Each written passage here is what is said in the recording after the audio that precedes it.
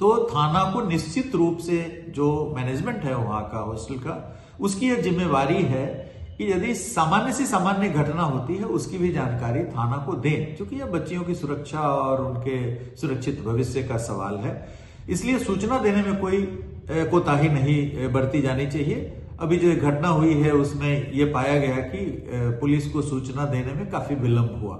ये हॉस्टल की भी जिम्मेवारी है, इसके लिए उन पे कार्रवाई की जाएगी और उनको हॉस्टल चलाने के जो लाइसेंस है उसको कैंसिल किया जाएगा। She can not run any hostel in Patna. हम लोग इंश्योर करेंगे कि जो भी संचालिका है जिसमें घटना हुई है उन्होंने पेरेंट्स को खबर कर दिया, इसके संकेत मिले हैं, लेकिन पुलिस को एकदम ही नहीं खबर किया। डायल 112 को खबर कर सकते हैं, डायल 112 यहाँ पे अवेलेबल है, 10 मिनट के अंदर में हमारी डायल 112 पहुंच जाती है। कई ऐसी घटनाएं घटित हुई हैं जिसके अनुसंधान के दरमियान यह पाया गया कि बहुत सारे जो हॉस्टल्स हैं उसमें निवासित होकर के बच्चियां कोचिंग करने जाती हैं, ऑफलाइन ऑनलाइन दोनों तरह की कोचिंग करती हैं।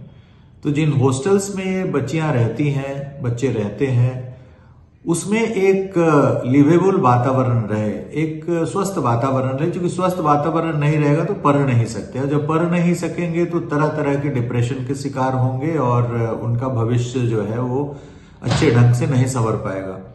तो यह आवश्यक है कि समाज का यह दायित्व है, हमारा दायित्व है, जितने सारे स्टेक होल्डर्स हैं हॉस्टल से संबंधित, जैसे बिल्डिंग बाईलॉज के हिसाब से जो एक स्वस्थ रूप से रहने के लिए जितनी स्पेस की आवश्यकता है उसके हिसाब से कमरों का निर्माण हो। इसके लिए नक्शा पास करने वाली जो एजेंसी है उनको भी सजग रहना पड़ेगा कि यदि हॉस्टल का निर्माण हो रहा है तो उसमें हॉस्टल के जो कमरे हैं वो एक स्वस्थ वातावरण प्रदान करें, उसमें प्रॉपर लाइटिंग हो, प्रॉपर उसमें व्यवस्था हो। इसके अलावा वहां पे जो मेसिंग व्यवस्था है, मेसिंग व्यवस्था भी स्वस्थ रूप से रहनी चाहिए। तो जो स्टाफ वहां पे लगे हुए हैं, जो कोचिंग संचालक हैं, जो स्टाफ है वहां पे, जो केयर टेकर है, जो गार्ड्स है, उस सब का पुलिस सत्यापन कराया जाए कि कोई क्रिमिनल एंटीसीडेंट तो उनका नहीं है।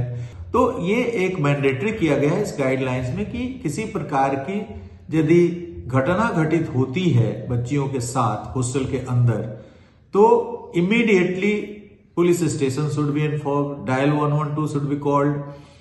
तो इस प्रकार जो बच्चियां वहां रहती हैं वो यदि जा रही हैं किसी कोचिंग इंस्टीट्यूट में तो उनके बारे में जानकारी होनी चाहिए, रजिस्टर में पूरी एंट्री होनी चाहिए और बायोमेट्रिक अटेंडेंस होना चाहिए। मैंने सभी हॉस्टल्स में गाइडलाइंस में दिया है कि बायोमेट्रिक अटेंडेंस कंपलसरी होना चाहिए। ऐसा प्रतीत हो रहा है कि सभी जो इन्स एंड आउट्स हो रहा है बच्चियों का, उसकी एंट्री रजिस्टर में नहीं हो रही है।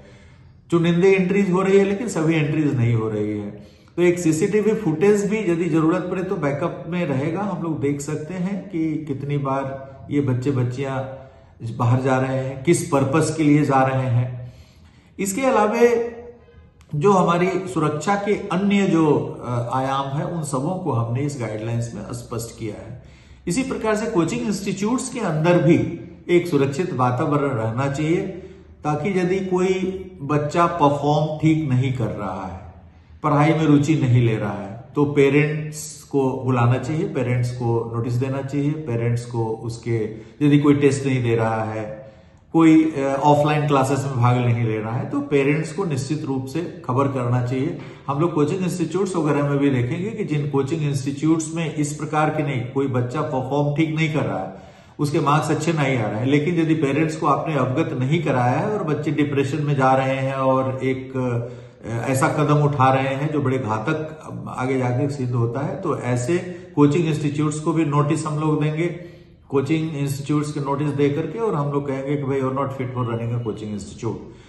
तो इन सभी चीजों को हमको आगे आकर के करना पड़ेगा। जितने सारे विभाग हैं उनको एक्टिव होना पड़ेगा और समाज में भी चेतना जागृत होनी चाहिए कि सुरक्षित वातावरण हम बच्चों को दे सके। जो निर्भया अभया ब्रिगेड हम लोगों ने बनाया है, अभी हम लोग जा रहे हैं पिंक मोबाइल की व्यवस्था करना, उसके लिए राज्य सरकार से स्वीकृति मिल गई है और करीब हजारों की संख्या में हम लोग पिंक मोबाइल स्टैब्लिश कर रहे हैं।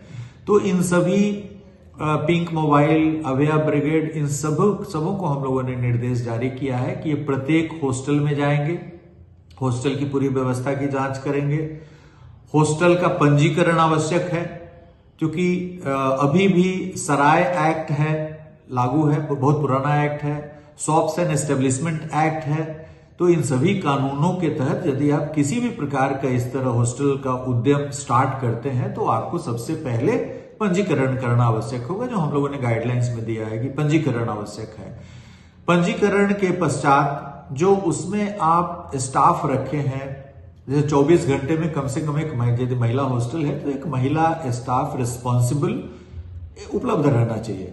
ऐसा नहीं कि एक महिला स्टाफ है वो 24 घंटे नहीं देख सकती है और उसी पर आपने पूरा केयर टेकिंग की जिम्मेवारी छोड़ दी है। तो पर्याप्त संख्या में होना चाहिए, पर्याप्त संख्या में सीसीटीवी कैमरे होने चाहिए चारों तरफ, कि एक भी ऐसा एरिया नहीं होना चाहिए जो कैमरे से आच्छादित नहीं हो, और उसका बैकअप होना चाहिए पर्याप्त, महीने 2 महीने कम से कम 6 महीने का उसका बैकअप होना चाहिए कि यदि कोई घटना, चूंकि बच्चियां मान लिया कि किसी के साथ कोई हैरासमेंट हो रहा है और वो लाज शर्म के कारण नहीं बता रही है, हो सकता है कि जब उसको अनुकूल वातावरण मिले तो उन्होंने प्रकट किया, तो ऐसे में हमको बैक में जाकर के देखना पड़ेगा कि उसके साथ क्या हुआ। तो कम से कम 6 महीने का बैकअप रहे जो सीसीटीवी कैमरे हैं उसमें। और किसी भी प्रकार की यदि कोई भी घटना होती है, यदि सामान्य सी भी कोई दिक्कतें होती है बच्ची के साथ, तो थाना को निश्चित रूप से जो मैनेजमेंट है वहां का हॉस्टल का, उसकी यह जिम्मेवारी है कि यदि सामान्य से सामान्य घटना होती है उसकी भी जानकारी थाना को दें, क्योंकि यह बच्चियों की सुरक्षा और उनके सुरक्षित भविष्य का सवाल है। इसलिए सूचना देने में कोई कोताही नहीं बरती जानी चाहिए।